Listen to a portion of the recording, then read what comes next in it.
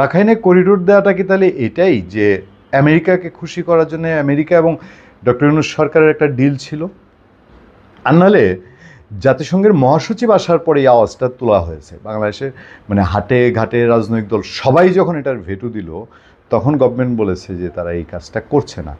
এখন আমার কাছে একটা প্রশ্ন জেগেছে, দেখেন রাখাইনে মানবিক করিডোরের বিষয়ে জাতিসংঘ জড়িত নয়, এতদিন জাতিসংঘের কথা বলা হয়েছে না। জাতিসংঘের আবাসিক সমন্বয়কারী গোয়েন লুইস বলেছেন বাংলাদেশের মধ্যে দিয়ে রাখাইনে মানবিক সহায়তার জন্য করিডোর প্রতিষ্ঠা নিয়ে যে আলোচনা তার সঙ্গে যুক্ত নয় জাতিসংঘ।